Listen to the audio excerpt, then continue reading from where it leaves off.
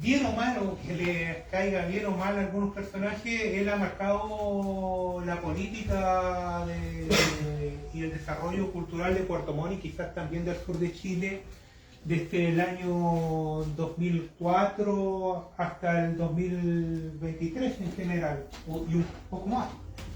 Eh, Esa era como la idea de hacer esta entrevista con Gerbold. Lo entrevisté en su casa el día jueves 4 de septiembre del 2025 para hacer esta reconstrucción de su vida y su proceso de desarrollo social.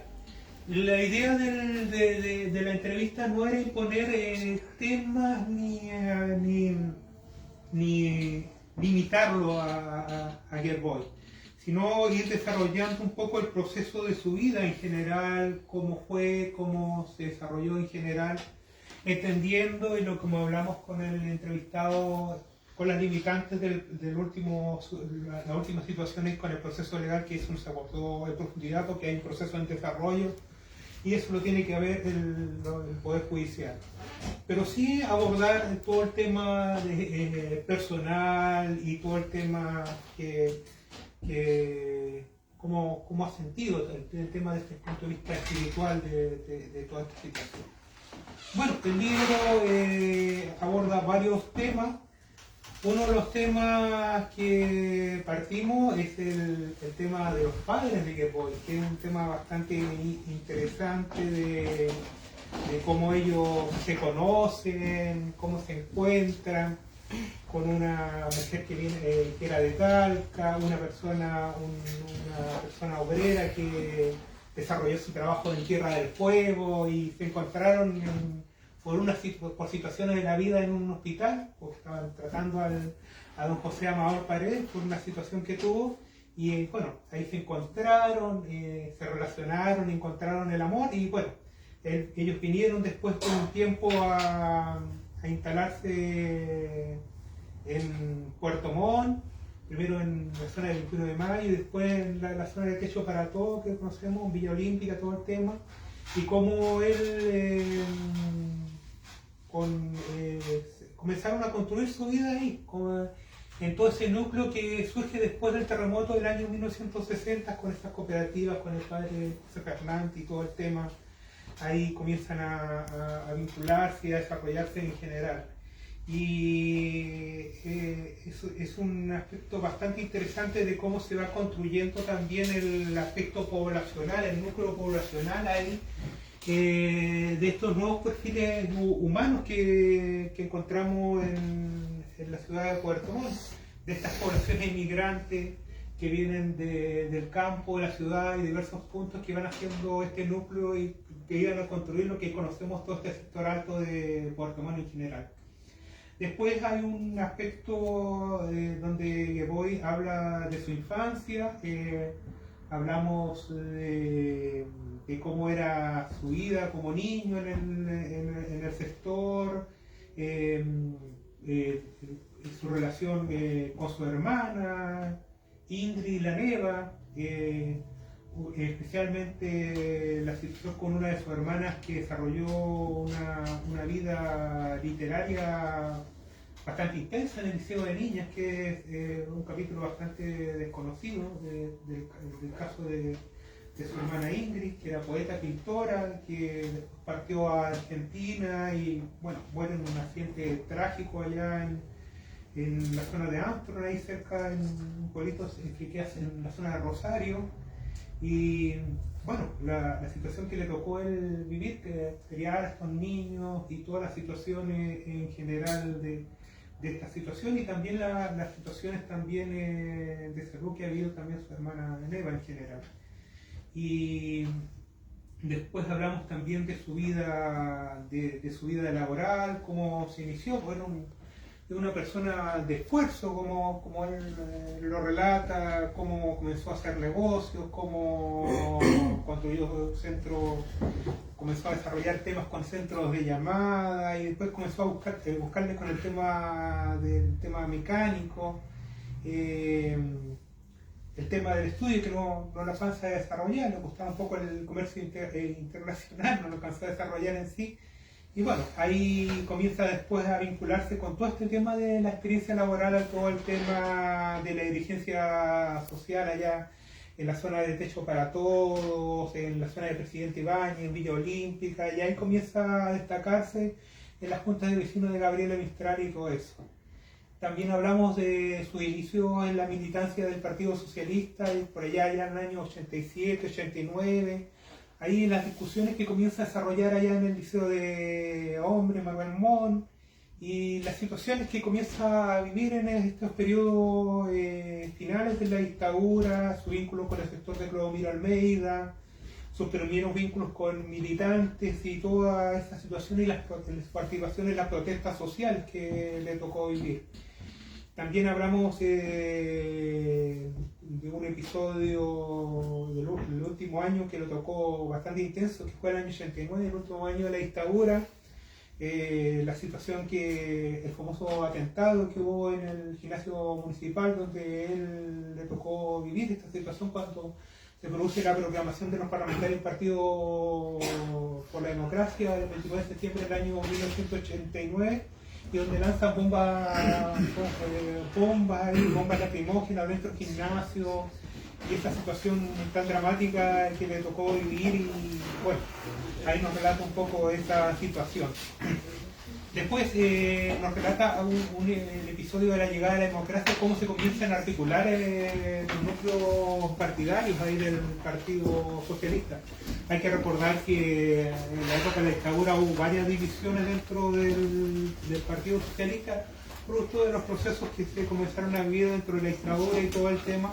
Entonces relata cómo comenzaron ellos a vivir todo el proceso de Congreso de Unidad y cómo se fueron articulando esta unidad partidaria.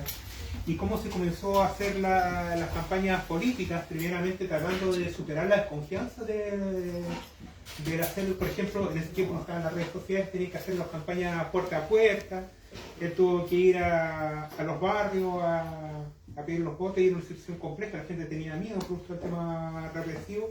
Y bueno, él va contando ahí cómo va entrando a este Partido Socialista de Unidad y cómo entra a un sector los comunales y ya está cerca a la presidencia del Partido Social, a la presidencia de la Cultura del Partido Socialista, y después llega ya un poco a vincularse al Comité Central y todo.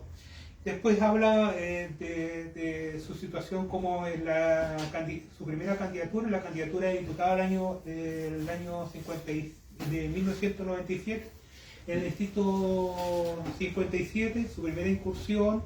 Relata toda esta experiencia porque se fue como un núcleo como independiente, porque hubo una cierta división ahí en su núcleo partidario, sacó pocos votos, pero le sirvió todo como una experiencia política para ya establecer todas las redes políticas, de asociación, de cómo podía interactuar para proyectarse políticamente en forma mayor en general.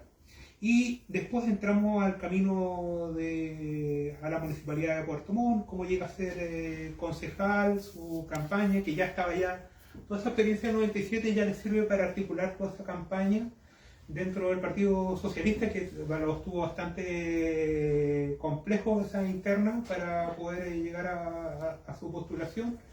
Pero al final logró postular y bueno, salir como concejal y después ser reelecto el 2008 en general. Después habla un poco de las elecciones municipales para alcalde del 2012, como ya toda esa experiencia como concejal y como la experiencia del segundo mandato de concejal le sirve para ya articular toda esta campaña, aunque él como relata todo el tema no le fue regalado en general, porque tuvo siempre una disputa dentro del mismo Partido Socialista y dentro de la misma interna, pero siempre salía como ganador con toda la experiencia y todas las redes que comenzó a articular. Después habla de algunas actividades que comienza a realizar, políticas sociales que comienza a articular dentro del municipio, por ejemplo, como la entrega de los útiles escolares a estudiantes y las redes que comienza a articular para su núcleo de trabajo dentro de la municipalidad también, cómo lo va articulando, cómo lo va componiendo en general. Después habla de su experiencia en la erupción del volcán Calbuco en 2015, el 22 de abril, todo el trabajo que comienza a desarrollar con Fabián Becerra a cargo de la Oficina de Emergencia y Seguridad Pública, cómo trabajan allá, primeramente encontrando el punto focal donde se está produciendo la emergencia, especialmente la zona de Correntoso, las necesidades de la gente en general que comienzan a ver y también articular necesidades, porque de repente autoridades de gobierno no respondían como se debía y bueno, la municipalidad tuvo que improvisar toda situación y bueno, comienzan a articular todo para salvar la situación y defender actividades que ya estaban programadas como el Mundial de Fútbol Sub-17. Después, continuando con esta situación, comienza a hablar un poco de los logros que se comienzan a articular en esta alcaldía, de los títulos de dominio que se comienzan a entregar a través de la Defensoría Ciudadana, en el caso, por ejemplo, de Isla Tenglo, el trabajo en los jardines infantiles, la mejora de la carpeta de Chinquihue, los trabajos en diversas canchas deportivas en general, el programa Asiste, que cómo se comienza a articular, cuál era la visión que él tenía pensado en un comienzo y cómo comienza a articularlo en general, todo esto, el tema de seguridad pública, el tema de la migración, que fue una situación bastante compleja que tuvo que enfrentar la ciudad. Primeramente, recordemos que una población de haitianos que vino acá y bueno, algunos no sabían muy bien el español, se tuvo que preparar gente para que se aprecie al creol y poder enfrentar esta situación, y los trabajos ellas comenzaban a articularse con el desarrollo turístico, las proyecciones que se hicieron y el trabajo que se comenzaron a hacer con lo que iba a ser las fiestas costumbristas en general. Después nos centramos en la conversación en todo lo que fue el estallido social, una situación que él manifiesta que no esperaba que se diera como se diera acá en la ciudad de Puerto Montt en un minuto determinado, por todas las labores sociales que se hacían. Pero bueno, él vio que era una situación que se estaba proyectando a nivel nacional y bueno, tenía que reventar en Puerto Montt porque no podía ser una excepción de la situación en la ciudad. Él explica cómo tuvieron que enfrentar esta situación, cómo lo vio, cómo proyectaron todo y su visión particular de estos hechos en general de esta situación. Después hay un capítulo dedicado a algo que se deja de lado en la gestión de Gerboy, que es el tema del impacto de la pandemia COVID-19. Esto fue un golpe muy duro para la gestión municipal, porque ya se había designado el presupuesto municipal y tuvo que deshacerse todo ese presupuesto municipal. Y bueno, esa gestión municipal tuvo que ver el tema de las ayudas sociales a la gente que estaba más vulnerable, porque fue un golpe brutal para diversos sectores de la ciudad, el tema de los colegios, cómo articular toda la ciudad hacia lo que era el tema de la pandemia, toda esa situación, y ahí bueno, ahí comenzó a articular para poder enfrentar esta situación en general. Después, en general, hablamos en forma tangencial lo que le tocó vivir con el tema de su investigación y su detención en general. Comienza a hablar un poco de todas las cosas particulares que le tocó vivir en ese periodo en general, todos los sinsabores que le tocó vivir, y bueno, cómo se desarrolló esta situación, la detención. Después, cómo vivió en general el tema de la cárcel en general, y bueno, eso lo hablamos desde el punto de vista más humano en general. Después da una visión sobre lo que fue las elecciones municipales del 26-27 de octubre del 2024. Bueno, él plantea que como se vio todo el tema del peso mediático de la situación que le tocó vivir, golpea la candidatura de Quintero y bueno, favorece al triunfo del candidato opositor que conocemos actualmente. Después hace un análisis bastante crítico de la gestión del actual alcalde Rodrigo Wainwright, de todo el tema, de su mirada, de lo que es el municipio en general y de lo que estaba haciendo, en los primeros días Conrad. También hace una autocrítica sobre no haber sabido escoger a las personas correctas en general. No profundiza mucho en estos aspectos en general, pero eso es como esa mirada crítica que hace como perspectiva en general. Después hace una serie de reflexiones generales sobre el tema del municipio, las cosas que se podrían cambiar, reformar para futuras gestiones y algunos consejos para algún futuro alcalde pueda tener una buena experiencia en esta gestión municipal. Como ven, el libro es un recorrido de la gestión de Queiroz Paredes, una mirada a ese alcalde que describe estos procesos, esta vida en general, de una ciudad que ya se transforma, una ciudad que entra de lleno a los procesos de la globalización y que es evidente que no iba a ser entendible al impacto de lo que iba a tener en la última etapa, el tema de las redes sociales, el tema del fin de los procesos más ideológicos y estructurados que teníamos en la época de la Guerra Fría, con ciertas ideologías bien marcadas, a un proceso ya más desvirtuado, con la entrada del populismo, con la entrada de las redes sociales, con la desintegración de ciertos ideales y ciertas coyunturas en general.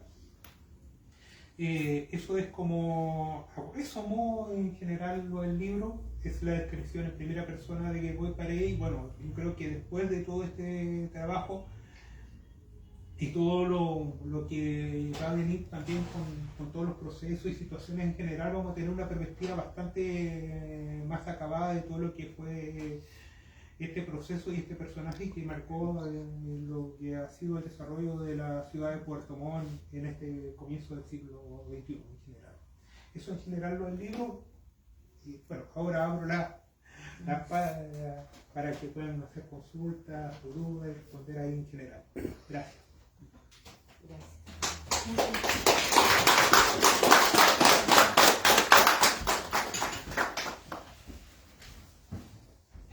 Ahora nomás para consultas, dudas.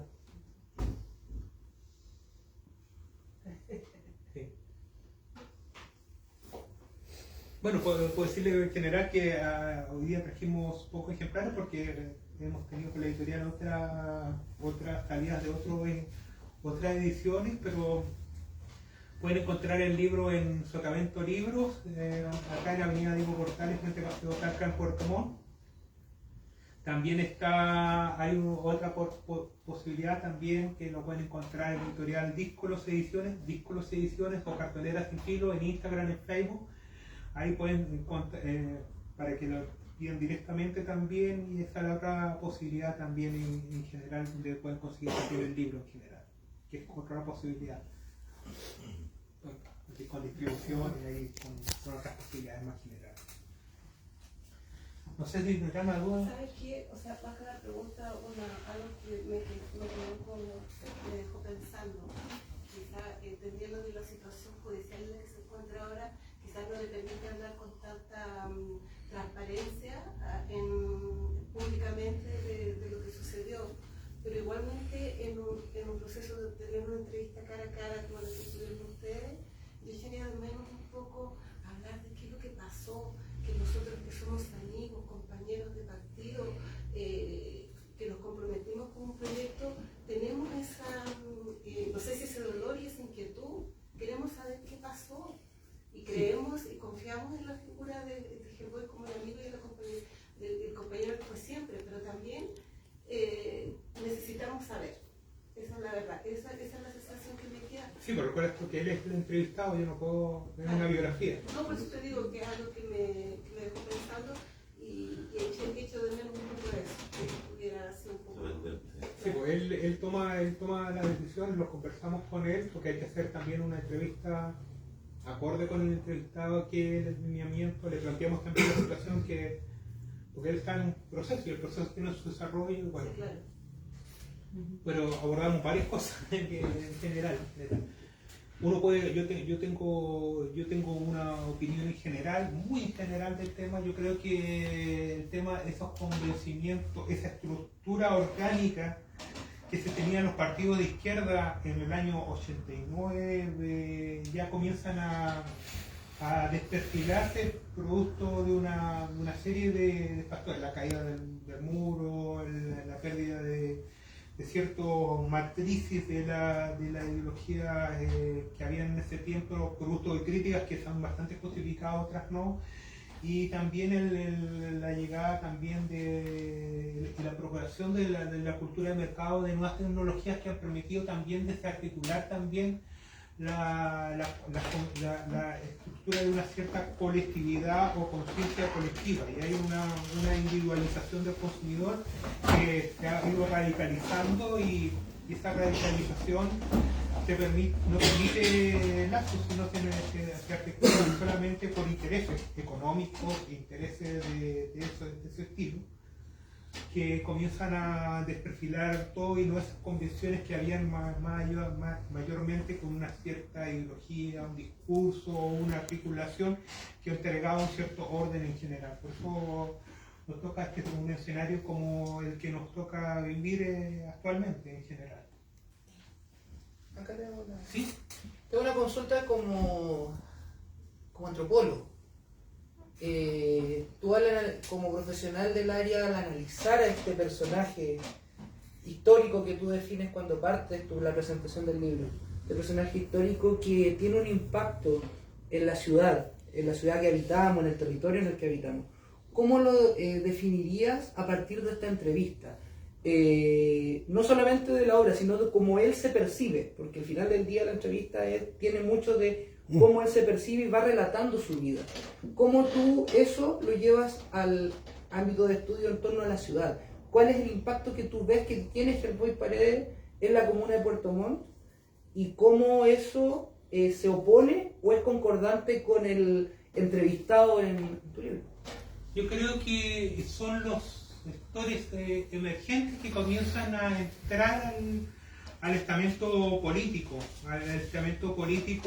que comienzan a ir más allá de ciertos núcleos que controlan el poder económico, en el sentido de ciertas redes comerciales que lo tenían la población vinculada a la colonización alemana, y esa alianza con ciertos núcleos comerciales en general que ven la llegada de estos actores nuevos que comienzan a articular con otro discurso vinculado al mundo poblacional, que venían con una cierta carga ideológica, pero como comienza a desperfilarse todo, comienzan a articular con el liderazgo más, no tanto un liderazgo popular, sino un liderazgo más vinculado al populismo, porque lo popular comienza a desperfilarse porque tú no tienes no tienes en ese proceso una articulación fuerte del sindicato, de una estructura partidaria mucho más sólida, de un movimiento social que tenga un perfil mucho más sólido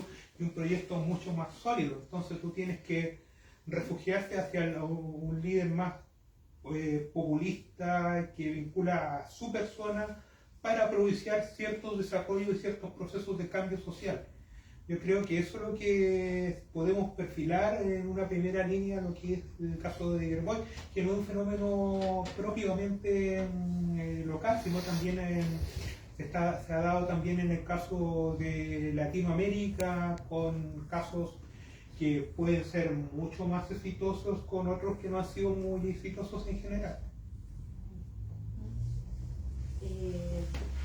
Respecto a lo que señalan, igual como complementar, según mi percepción, esa cercanía de Hellboy Paredes con la comunidad y ese populismo, como tú lo llamas acá, tiene directa relación con esas medidas que generó el alcalde Paredes en la comuna.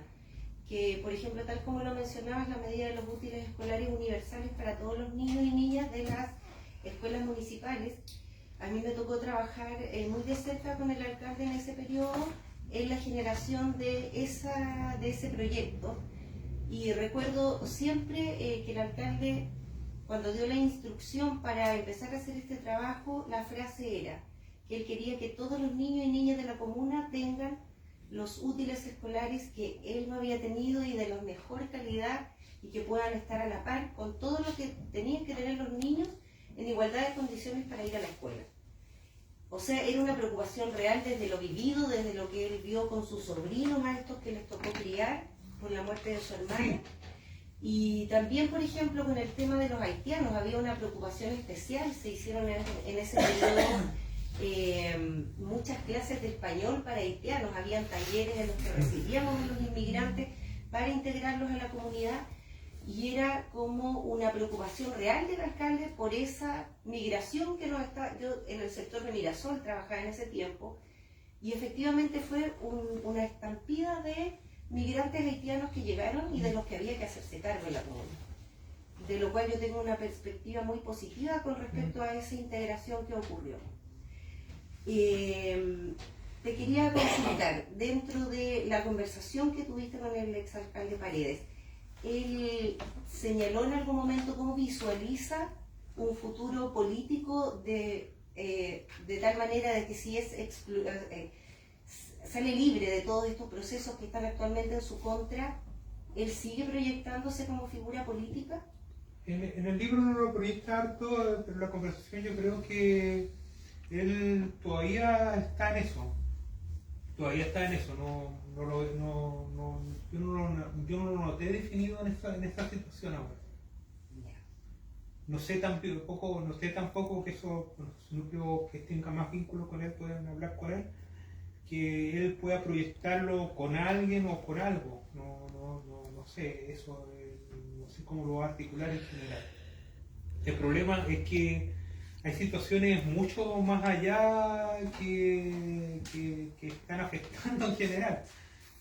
Porque cuando tú tienes un liderazgo populista, porque tú no tienes un movimiento de masas que pueda articularse con un cierto discurso que fuera mucho más allá, eso es complejo, y además tú tienes la articulación de elementos poderosos que generan tendencias, como son las redes sociales actualmente, que no es menor, que articulan ciertos discursos de poder con ciertos algoritmos, que articulan ciertas ideas y que juegan muy bien con eso en general, que generan un discurso ideológico que te lo van repitiendo, lo van reiterando. Porque esos tipos piensan, los que trabajan con esos mecanismos en general. Y eso están pensando mucho más allá de lo que quieren ellos, que un régimen más represivo en general, con ciertos factores en general. Y eso son situaciones que le quedan, de reflexiones también al movimiento social y al estamento social, porque eso es lo que vendrá ahora. Va a haber como también un mecanismo, entre comillas, un mecanismo más finito en general y también no tan finito en general para imponer un cierto modelo criminal de desarrollo del capitalismo, porque siempre el capitalismo tiende a esos modelos criminales en general. Y esto no es una excepción lo que estamos viendo en este último periodo. Entonces yo creo que son tareas mucho más profundas y reflexiones mucho más profundas que los actores sociales tendrán que definir y cómo van a definir en general. No solamente el articular del núcleo social que tienen, porque hay núcleos sociales que desde el comienzo de la gestión de Gerbois Paredes ha cambiado absolutamente mucho. Y también el acceso también de estas tecnologías o articularse con otros tipos de redes y otras cosas que ellos tendrán que pensarlo en su tarea y en su proyecto y lo que quieran plantear de desarrollo, si quieren un proyecto rupturista con el modelo o no rupturista, ahí tendrán que verlo en general. Uno puede tener su planteamiento, pero ahí lo tendrán que ver. Pero hay muchos factores que están en juego que van más allá de la figura determinada de una persona que ha marcado también el desarrollo de la historia en la ciudad. Me presento, yo soy Luis Martínez, presidente cultural y social de Liceo de Hombre. Ya vivo años, ya desde que interno venimos trabajando en proyectos y trabajé también con la autocrítica. Me faltó la autocrítica, el por qué le pasó. Preparación, sus pares, que le tuvieron, digámoslo así, simple, chueco, porque en el fondo hay momentos que yo tuve situaciones con él complicadas, pero también solucionamos cosas, ¿ya? En proyectos. Pero sí había mucha gente a su alrededor que tenía un enfoque diferente. Entonces no había una como coordinación a solucionar problemas. ¿Qué sacó él de lo que le sucedió en su crítica personal? Decir, ¿qué pasó? Y eso me faltó de él decir, aprendí, me voy a proyectar mayor políticamente más adelante. Sí, ¿O no aprendió? También son preguntas que uno se hace para una biografía en general, porque hay situaciones que uno, si uno se plantea hacer una biografía a futuro, uno se la haría, en el sentido de que hay responsabilidades personales, pero también podría plantearse también hay responsabilidades también de la misma estructura de cómo es el municipio como forma de organización, que yo también me la cuestionaría, o la articulación de los mismos concejales, o la misma vinculación de los actores sociales en general. Hay muchas cosas que todo este periodo me cuestiono bastante en general. Ahora no, ahora bueno, esto ya con este personaje es otra cosa distinta. Pero son situaciones que uno tendrá que cuestionarse de todo este periodo, porque este libro espero que sea un libro que pueda iniciar todo un proceso de crítica de todo ese periodo, de cómo fue y todo el tema y cosas que se tienen.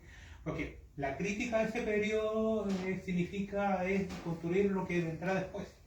Y eso tendrán que hacer los actores sociales y determinar cómo van a ser sus caminos, que esa experiencia tendrá que servir para lo que vendrá después. Allá. Sí.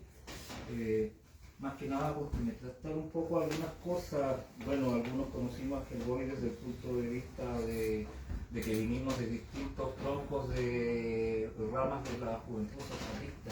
Él venía de la juventud socialista Almeida y había otro, como yo, que veníamos de los socialistas históricos, y otros venían de los arrates, y eso después se trató de conformarse algo así como un núcleo más o menos bien sustentado, lo cual de repente separó aguas con sus mismos compañeros de Almeida también, de repente, estoy hablando del año 90, 91, Todo ese proceso, justo en ese proceso de la unidad y todo eso.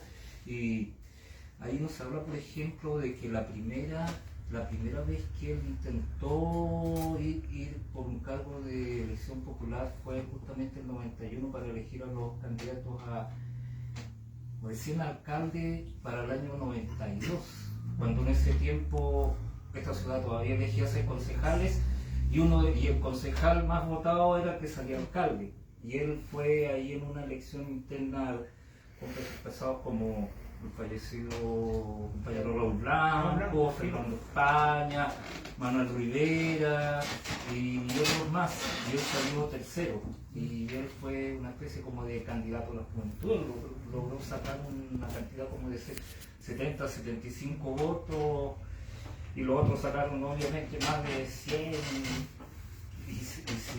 120, 140 votos, y como el hecho de que uno de esos candidatos se bajó para apoyar al otro, y el hecho de cómo, por ejemplo, en las reuniones de juventud, cuando él era presidente regional después de la unidad, él no llegaba, a veces las reuniones eran a las 8 y él a veces llegaba tarde, y él llegaba más tarde y llegaba como él trabajaba en su taller, él llegaba muchas veces con su overol puesto a las reuniones.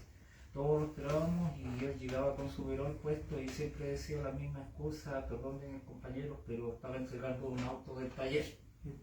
O sea, llegaba como a las 8:15, 8:30, pero él siempre tenía esa explicación de que estaba entregando un auto del taller, porque él tenía un horario, pero a pesar de que existía un horario, siempre se excedía. Entonces él siempre priorizaba, no era que priorizaba, sino que le da importancia a lo político, pero también le da importancia al hecho de que tenía que trabajar para vivir también. Entonces, muchas de esas cosas, de las juntas que se hacían después de las reuniones de partido, de juventud, el hecho de que se trajo un congreso de juventud socialista el año 93, también bajo gestión de él, el año 93, y muchas cosas más. Aparte de lo del año 97, que fue como una especie como de cisma, de que hubo un grupo de la juventud socialista que se fue y que después volvió a ingresar el año 2001, en tiempo fines de Frey, principios de Lagos. Y con respecto a lo de la gestión y muchas cosas con respecto a los asesores, yo creo que aquí todos sabemos que él se confió demasiado de mucha gente en la que no tenía que haber confiado. Y yo creo que no hace falta ni siquiera nombrarlos porque todos sabemos sus nombres. Son públicos y algunos han estado procesados incluso con nombre y apellido aparecido en la prensa, y son personas que lamentablemente ojalá el mismo Hellboy haya aprendido que no hay con qué confiar en ellos. Eso. Sí, bueno, eso son las limitantes de cuando ustedes, como la visión de él, de cómo articuló su mirada y su vida, porque es como no es una biografía, no se pueden abordar muchos aspectos y una serie de situaciones, pero yo creo que a futuro van a salir biografías donde van a abordarse todos estos aspectos y más, yo creo. ¿Sí? Sí, mira, yo me llamo Azucena Ulloa y soy militante del Partido Socialista. También con Alejandro, ¿cierto? Veníamos de la fracción del Partido Socialista Histórico y confluimos en la unidad. Y a mí hay un término que me hace ruido, el término populista. Porque cuando alguien es populista, toma medidas para ganar adeptos en la comunidad. Eso, incondicionalidades. Y yo creo que las medidas que tomó Hellboy Paredes, el apoyo a los clubes deportivos, de adultos mayores, el que aquí haya habido por primera vez una oficina de migrantes, con un encargado de su oficina, el tema de los útiles escolares, tantos temas que son de beneficio de la población y que es la medida que toma un socialista. Porque los socialistas estamos por la equidad, por la igualdad social, por la justicia social. Ese es nuestro norte, ese es nuestro centro. Y no creo que Hellboy Paredes haya tomado todas esas medidas, por ejemplo, eliminar el financiamiento compartido en la educación municipal, que era oneroso para las familias. No creo que lo haya adoptado esa medida como para ganar adeptos solamente y ganar votantes, que también es legítimo, porque para eso está un político, sino que eso responde a sus principios y a sus valores socialistas. Ahora bien, nosotros podemos decir muchas cosas. Hellboy ya fue sancionado por el Tribunal Electoral porque ya no es alcalde, y fue sancionado por su responsabilidad administrativa en los hechos que se investigan. La lista ahora es otra, que tiene que comprobar si hubo un delito o no hubo un delito económico de por medio. Pero eso nosotros podemos decir mucho. Yo creo que en los próximos días seguramente se resolverá, después de 2 años que la Fiscalía está investigando, todavía no encuentra pruebas de nada. Y yo creo que al final la historia va a decir claramente cuál fue la obra que marcó a Puerto Montt, la obra de Hellboy Paredes, 2 periodos y medio. Y cuando muchos hoy día, ¿cierto?, están fuera del partido, por la responsabilidad administrativa, lo que pudiera tener, pero cuando muchos hoy día miran para el costado, yo digo que nosotros tuvimos un gran alcalde socialista. Y más aún, pienso que si esto se aclara y en algún momento él decide retomar el camino político, lo va a hacer con éxito. Pero como te digo, a mí lo que me incomoda un poco es el término populista. Eso. Ya. Sí, no, bueno, como lo planteo en general es que el concepto de lo popular va a un periodo distinto, cuando había una articulación a través de sindicatos, movimientos populares, una articulación mucho más mayor que soporte, que va más allá de un tema de un liderazgo personal, como termina el periodo de Hellboy. Él puede tener ciertas ideas, ciertos impulsos, pero él ya comienza a articularlo a través de su figura y su persona. nada más, no es un tema porque hay otros personajes que tienen otro liderazgo. Woolray, por ejemplo, tiene otra mirada y que no vamos a ir en general. Pero es eso, no es un concepto peyorativo, es una forma de articularse producto de ciertos procesos sociales y coyunturales que van más allá de la figura de Gregor Peyret, que son procesos también tecnológicos y también de cambios en los estamentos sociales, que van mucho más allá de la figura de él, o lo que él con sus convicciones tenga en general, más que nada, o las políticas que trata de impulsar también. Sí, ahí. Solo añadir ahí, yo entiendo la conceptualización más bien teórica y académica del concepto populista y la expresión populista de un régimen, un gobierno populista, que es lo que regularmente está en el ideario colectivo. Pero también, si a ti te tocara definir en un titular, mirando todo el proceso de Gerboy Paredes, y además esta entrevista en un espacio mucho más propio, cálido, interno, como es su hogar, después de haber estado en la cárcel, ¿cómo tú crees que Puerto Montt va a recordar, si tuvieras que titular una noticia, cómo Puerto Montt recordaría a Gerboy Paredes?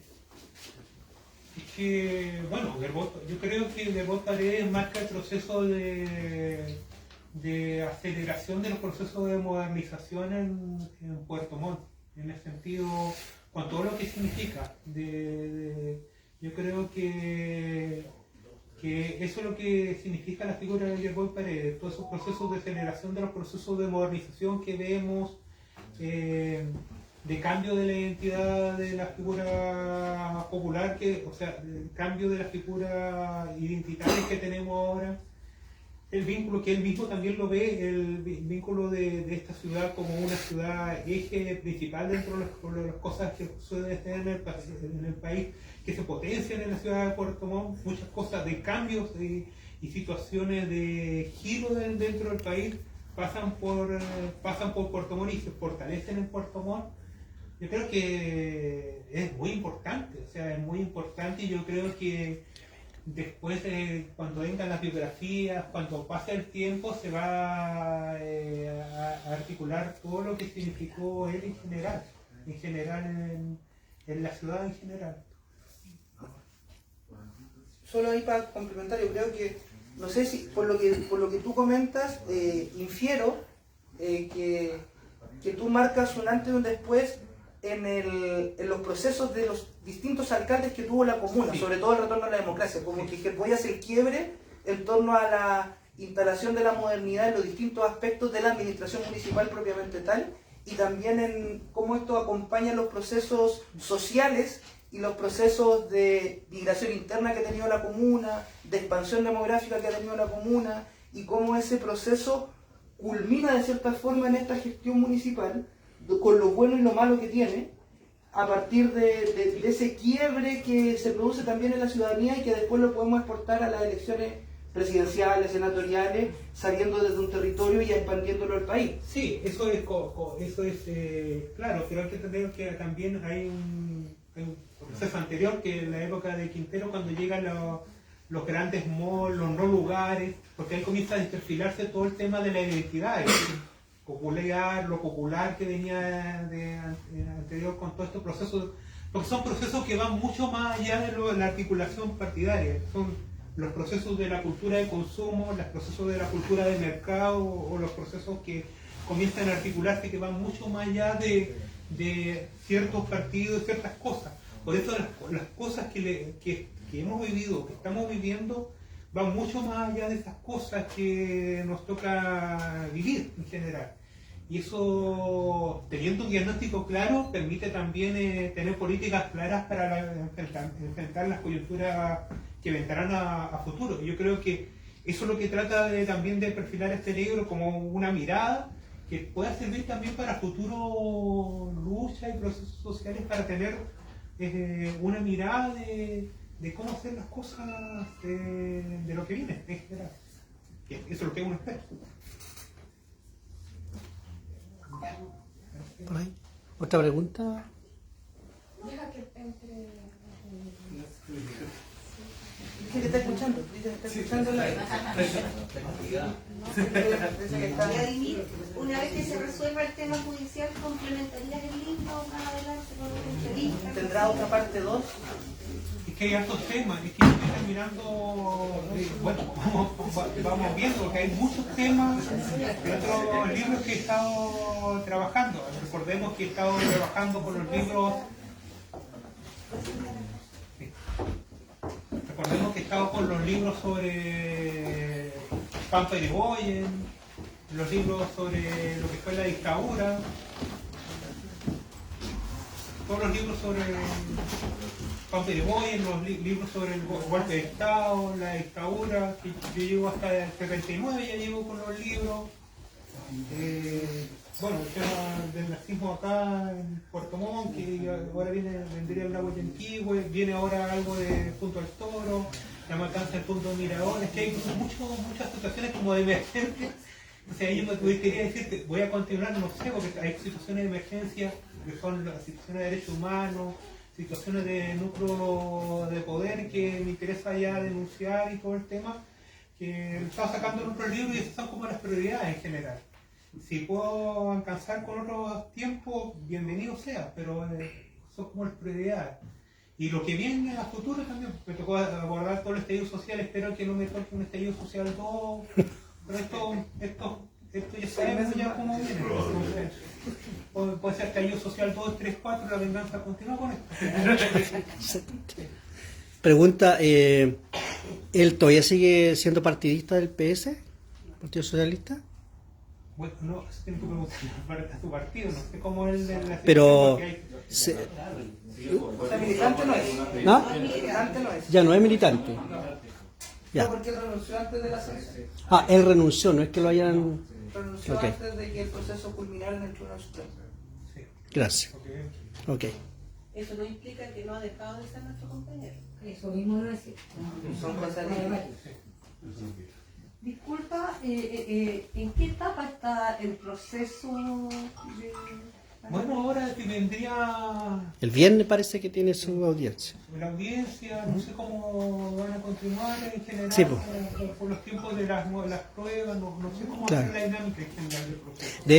De hecho me decía que uno de los jueces también está involucrado en corrupción y se reía, porque los jueces que lo juzgaron, la bielorrusa, están metidos. Entonces esto también es un antecedente que también lo ponía una carta sobre la mesa positivo, digamos. Se supone que el viernes se termina la Sí. investigación y ahí se da plazo, se debería acusar formalmente al diputado, procedimentalmente, y de ahí fijarse la audiencia de preparación del juicio oral y la apertura de juicio oral. Claro.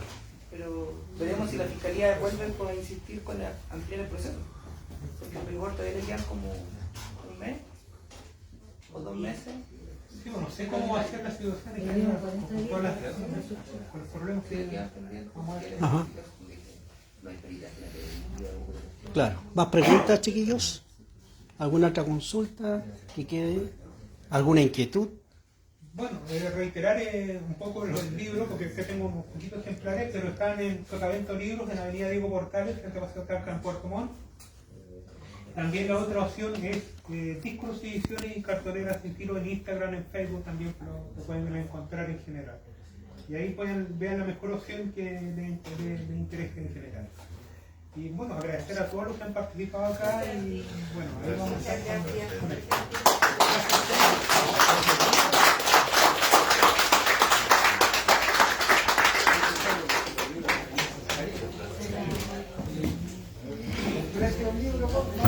¿Cuánto vale, Bray? Está Quedan 4. en A la chuña. Esta 23, acá lo traigo a 20. Ya, acá está.